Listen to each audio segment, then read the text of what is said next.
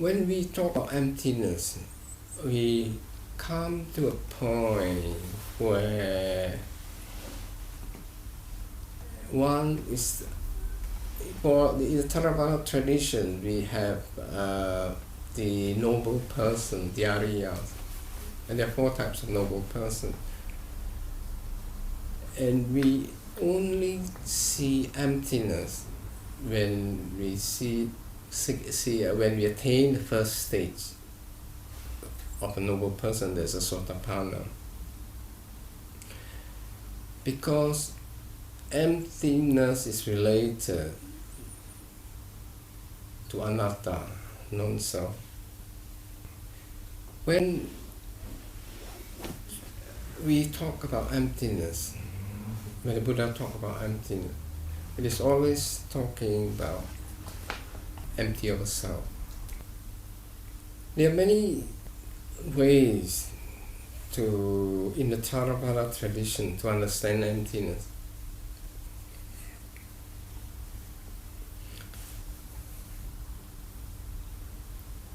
Emptiness is not a concept in itself, right? Seeing emptiness is an experience in itself, right? Emptiness as a concept is empty of something which is supposed to be there, right?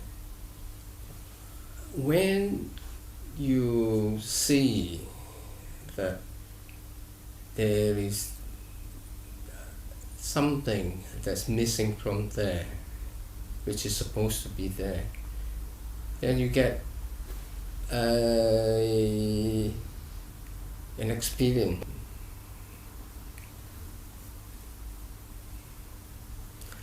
Say, for example, you expect something frightening, in a room, wherever you're going, right?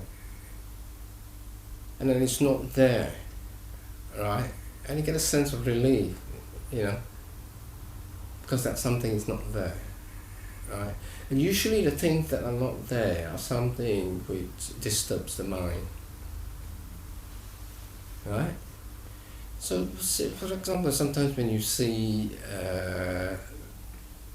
when you're in a room, nearby a window, and then you have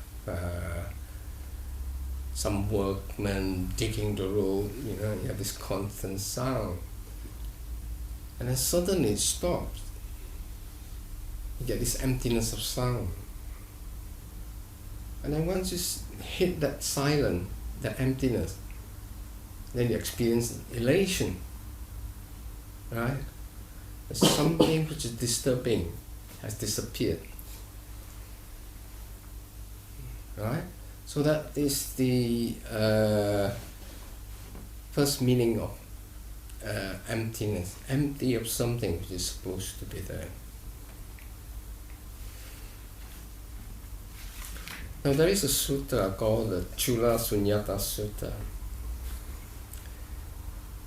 It starts with the first form of emptiness, which is the perception of the wilderness in a forest. Now, what emptiness is there in the wilderness of the forest? People living in the city, have the noise, whatever. People talking, sight, sounds and everything. And when you go into the forest, the first thing you notice is that it's missing. The mind becomes a bit more subtle. All that sound, all that sight, whatever is missing, and you notice that. Okay?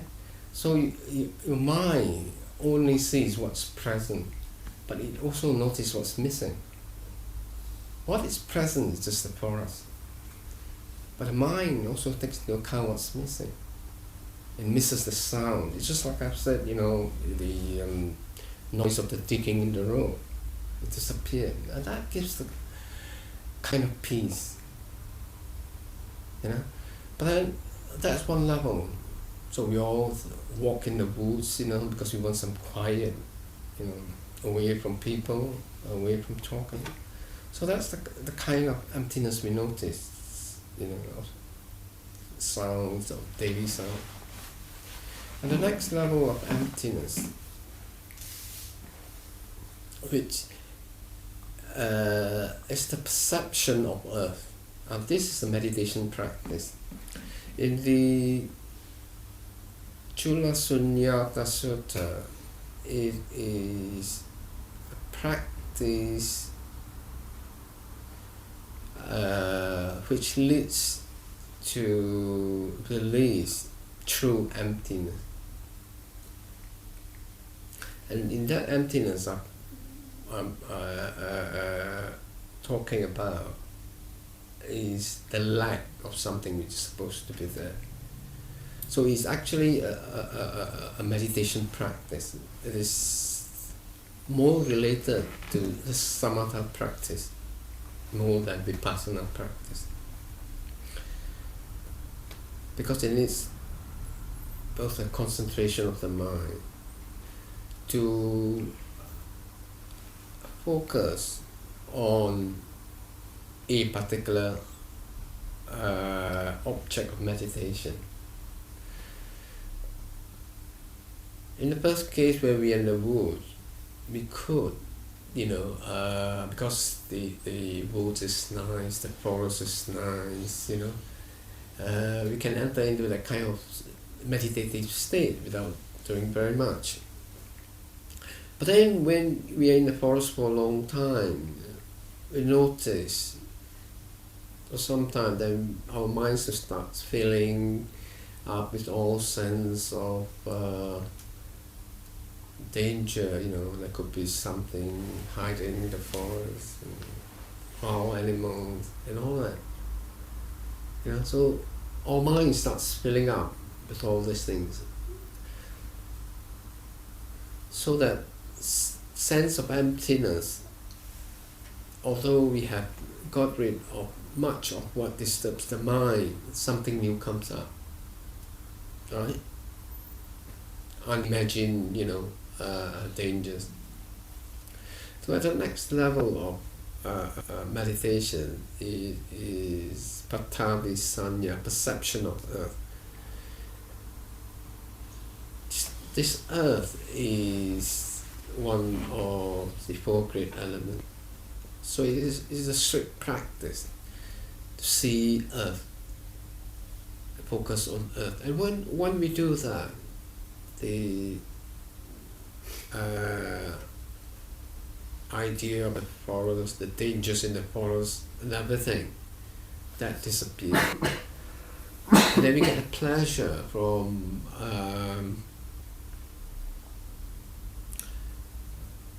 concentration of just a single object, which is the earth. Then after that, with that concentration of earth,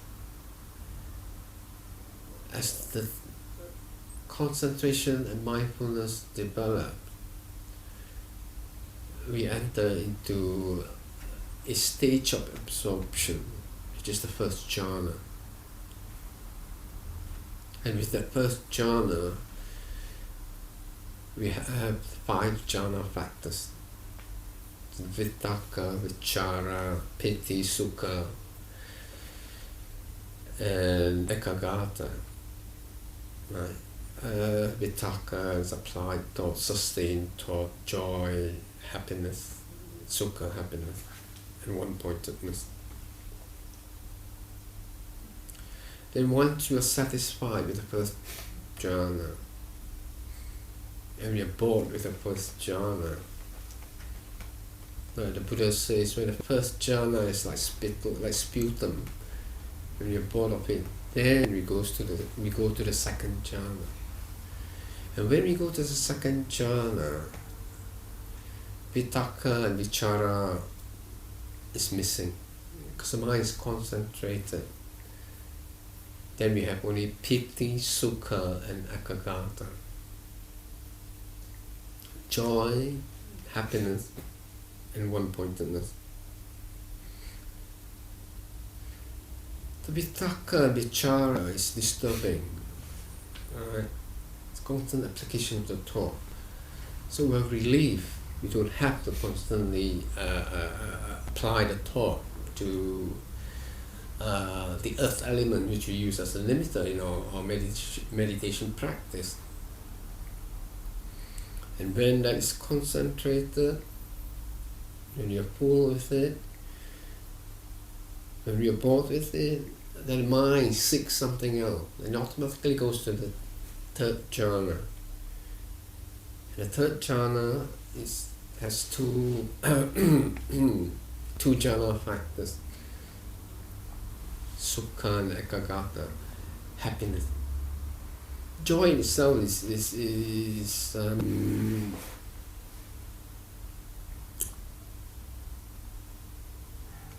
at that state, piti, which is joy, is still very rough. We feel, joy in the body, we feel all these tingling sensations, So compared to happiness, it is very rough. So when we go to the third jhana, we have this pleasure of the mind, just the pleasure of the mind. And when we're in there for a long time, we practice. Finish, we go to the fourth jhana. And the fourth jhana does not have the pleasure of the mind, it has the equanimity of the mind and one-pointedness. Right? And that is calm and serene. So all that is perception. It comes under the perception of earth, but at different level. First jhana, second jhana, third jhana, fourth jhana. When we come to the fourth jhana, next level that we're seeking, the mind seeks for automatically, actually, is the arupa jhana. The rupa jhanas, it is called the material sphere. The arupa jhana, it is the material sphere. But the rupa jhana, there's still materiality, rupa. When we in the first arupa jhanas, it is a sphere of infinite space. Right. This rupa jhanas and arupa jhanas, the yogis during the time of the Buddha knows about it. Even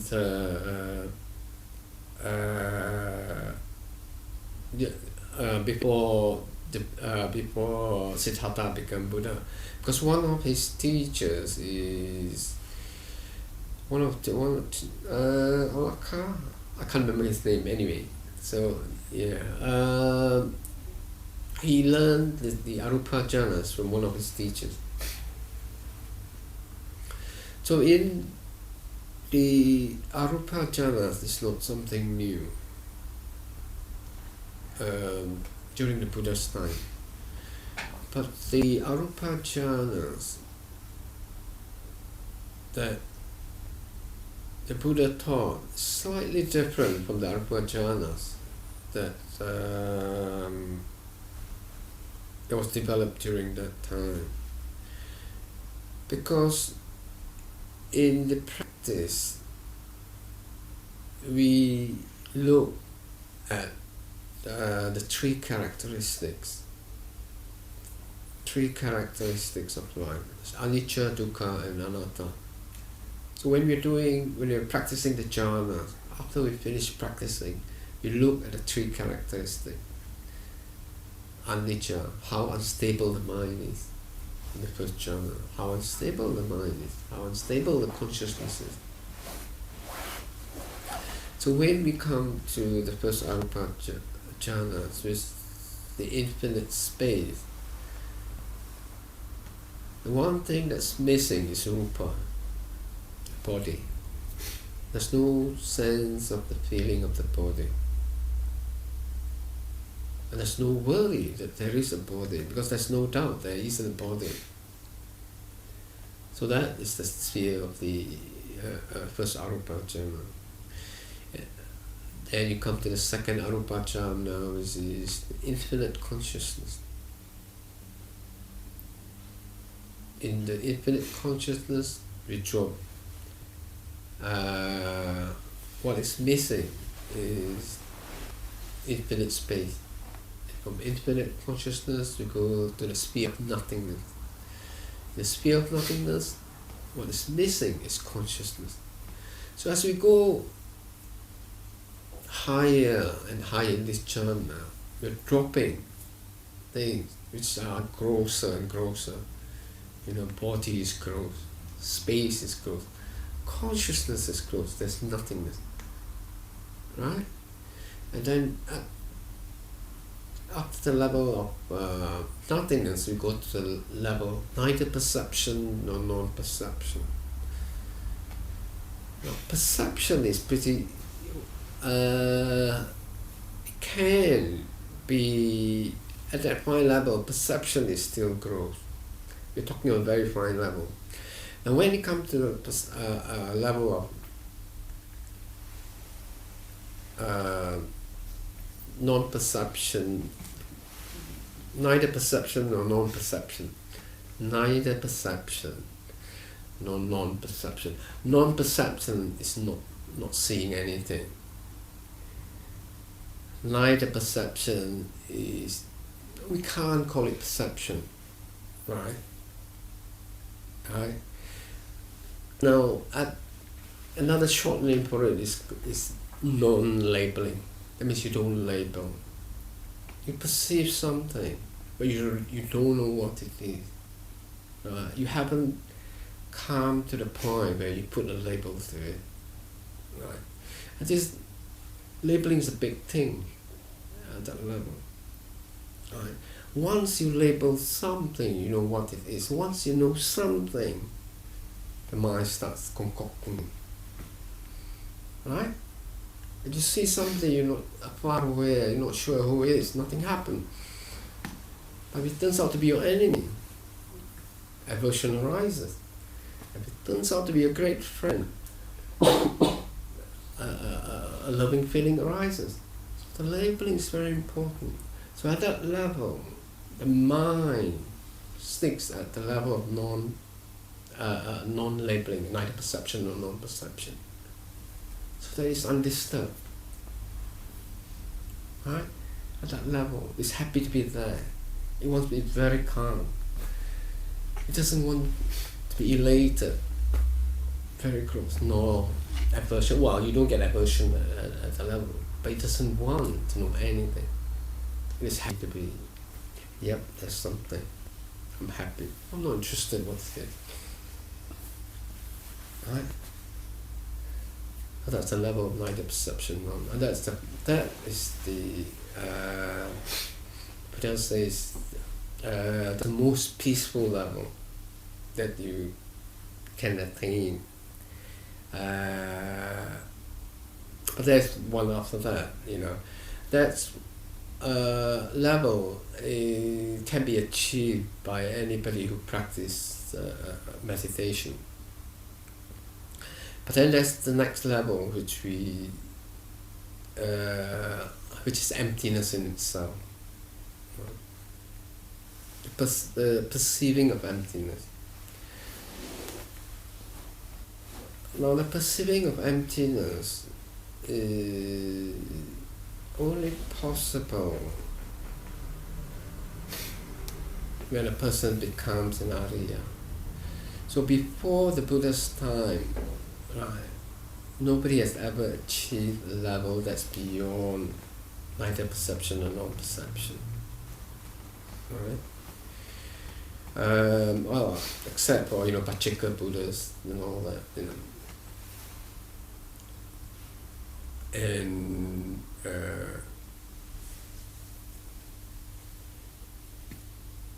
now what is this emptiness.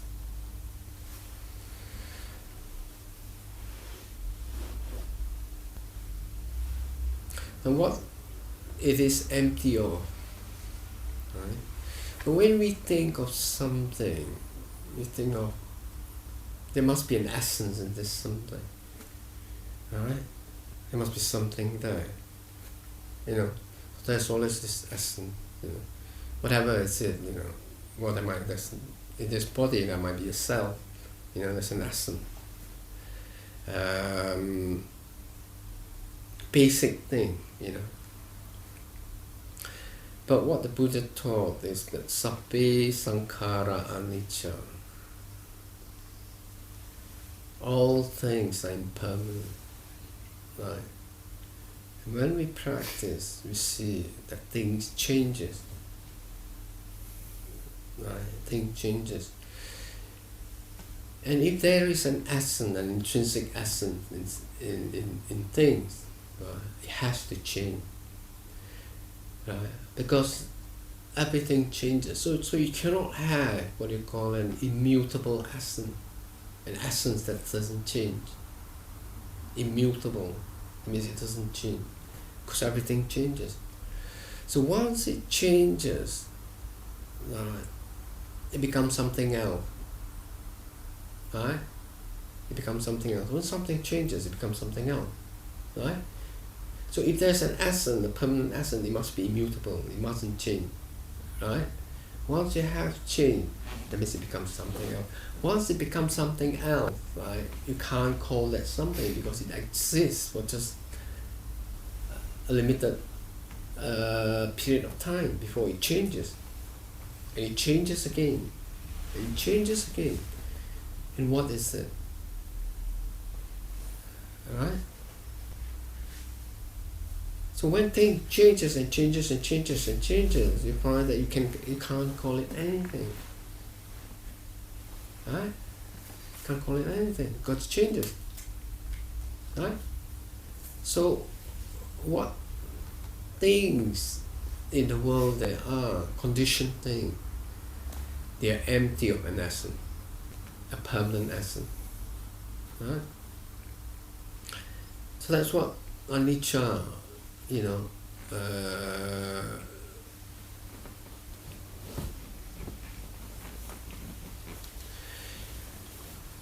the aspect of anatta is related to that there isn't a possibility that there is a self that's permanent. Alright? Because there is no immutable essence, you cannot have an immutable self. Right? You cannot have an immutable self. Someone that couldn't change us. Right? So even though if we think that we have a self, right, that's me here, and because there's anicca, you cannot have a me that's constant. Right? That's me here, but keep changing. Right? Because everything changes. Right? If you say, well, why should there be change?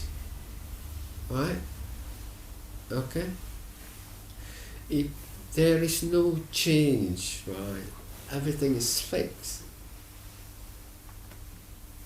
Right? Nothing can grow. There's nothing new. There's nothing dead. Right? If there's no change, if there's permanent means fixed. That's it. If we're all permanent, we'll be here forever because we're not allowed to change. Right? So the world cannot be fixed. So there's always change. Change is a natural thing in the world. In our world. So if we think we have a self, then the self changes. Right? And a self that changes is not really a self in itself. Right? You cannot say, well, that's me, but no, I've changed, that's me, and you can't talk about yourself because you keep changing. Yourself changes. If you think, well, I'm my thoughts, I think that's who I am, then if your thinking changes, then you changes all the time. Or if you think you're your feelings, and when your feeling changes, you change as well, or you are your body. So are you the same when you're a baby and when you're 80 years old? Is it the same?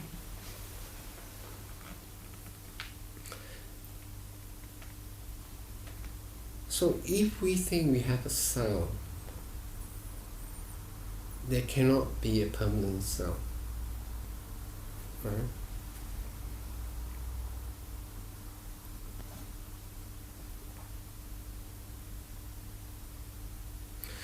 So when we talk about emptiness is the emptiness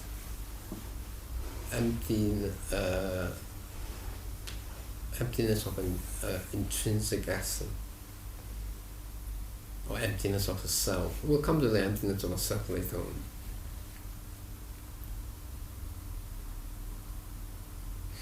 So beyond the emptiness, beyond an intrinsic function, there isn't anything.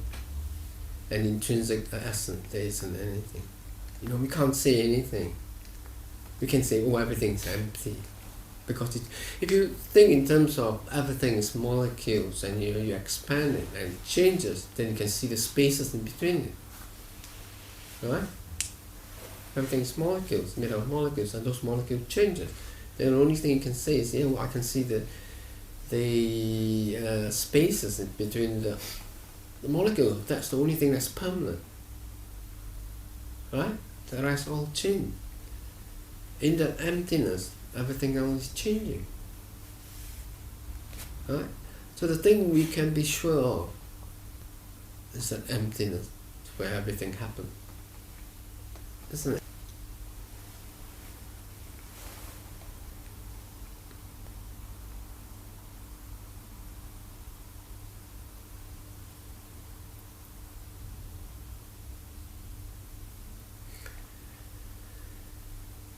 The next level of emptiness.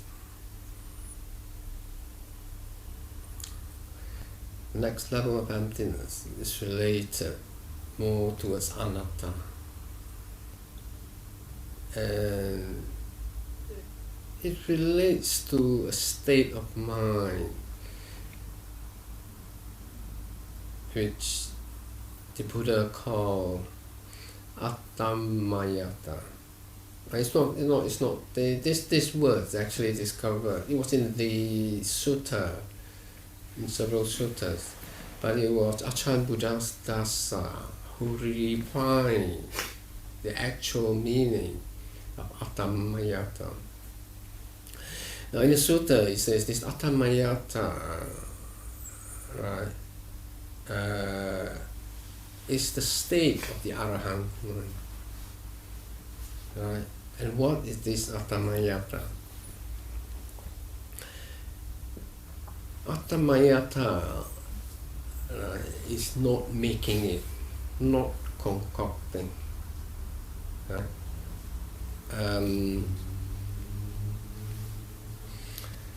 I'll come to, do I have much time? Not concocting, not making it. When we come to, there are two suttas actually. One is called Bahiya Sutta, and the other one is called Malungyaputta Sutta. And that's a very important sutta.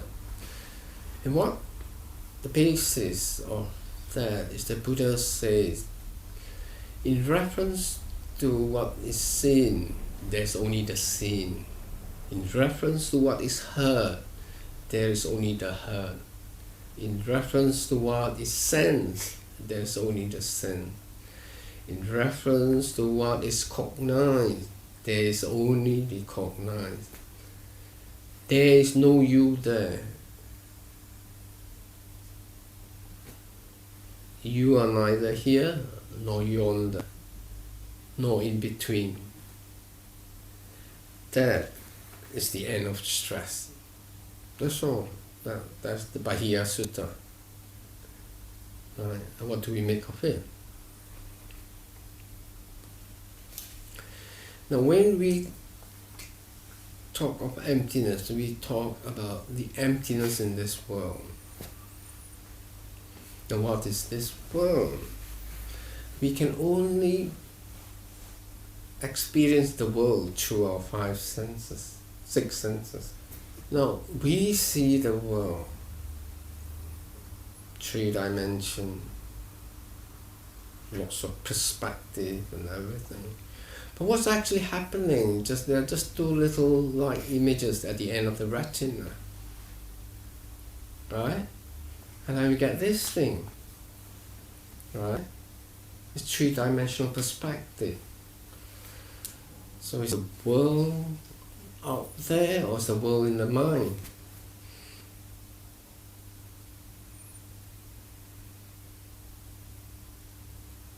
Right? Physically, there's only 2 light images at the end of the retina.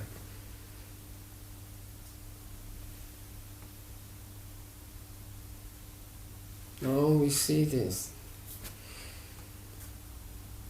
Or even when we close our eyes, we dream of something, we are in the world.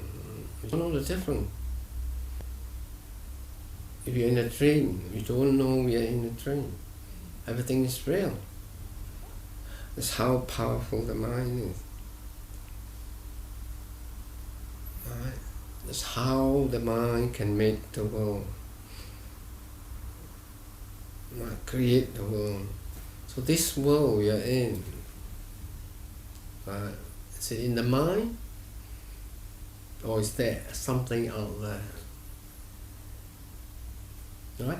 Now if you happen to be colorblind, right, then your world is different. Right? Totally different. I know a friend who knows that grass is orange in color. Right? So his world is totally different. So our mind creates this world. Right. So there is something out there physical, but we don't know. We don't know. There is something out there physically because we can feel it, but we don't know what it is. Right. Our perception is different from the perception of a dog. Or if you believe in Deva, the perception of Deva. So the dog lives in the same world, but the perception of the world is different because they have a different mind. Right? Now the Buddha says, in reference to the scene, there's only the scene. Right? But if I take you all as just an image, right? Then I just take it an image. I don't create the world. Right? But it's difficult. Right? We're in the habit of creating something. Right? So at that level, when the mind doesn't concoct things, it just sees images as images. It says sound as sound. It hears a Russian word, it doesn't understand what it is. That is sound. But to Russian it means a lot of things. Right? Okay? So to us, hearing Russian, you don't know what it is, sound. So that's staying. See? That is in reference to the hurt, there is only the hurt. Right? So staying at that level of sound. So we don't interpret things. Right? It doesn't mean that we can't, we can, but we can stop at any stages we want. we can even interpret something else, right? It's just like there's the sensation of, when it's cold, there's the sensation in the body.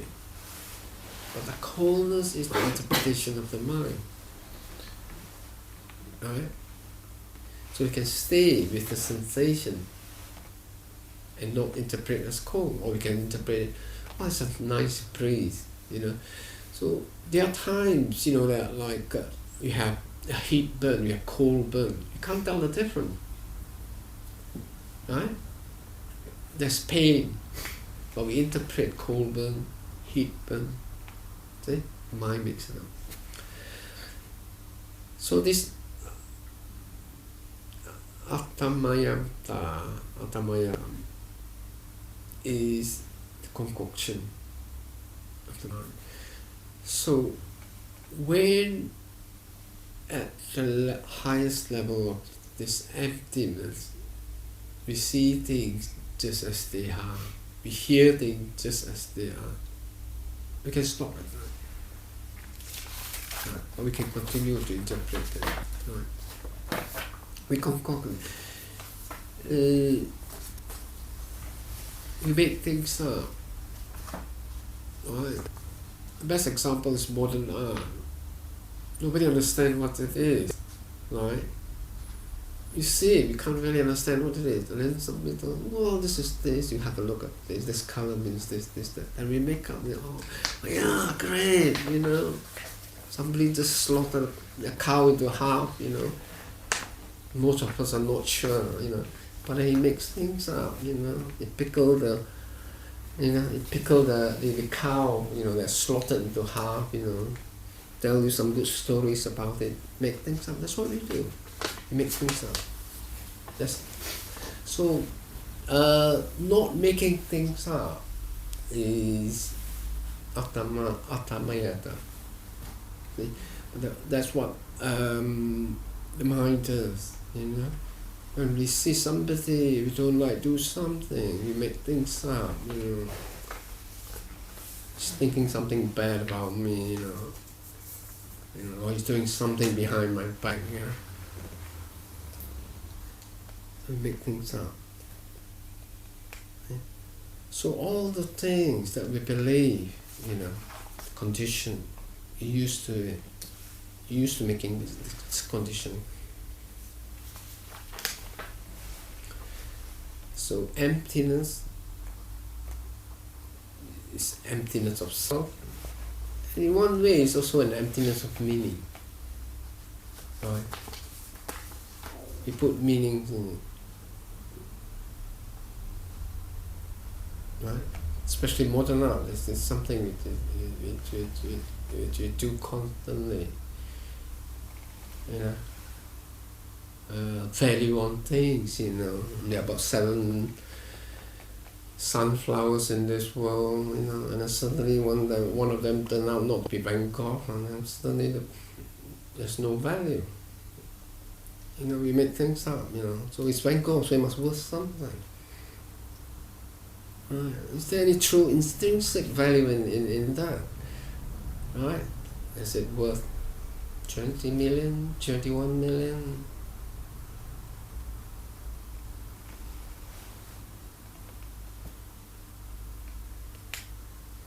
So we make things up. So next time when your mind makes things up, don't trust it, say, I'm not sure. It may not be true.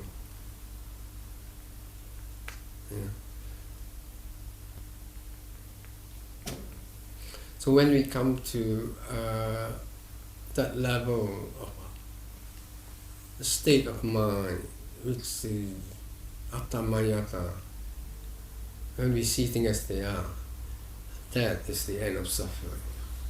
Because you don't create anything for us to enjoy, create anything for us to destroy. We see things as they are. That is just an image. Mind stays at that. It doesn't create something for the mind to enjoy. So it's a state of once you do not create anything, there is no sense of duality. Once you create something, it has to be compared to something else. Once you create something which is long, there has to be a short. Right? When you create something with a size, there has to be something bigger and something smaller. Once you create something that's beautiful, there has to be something ugly. Yeah. Once you have something, then there is a comparison. There's something other than that thing.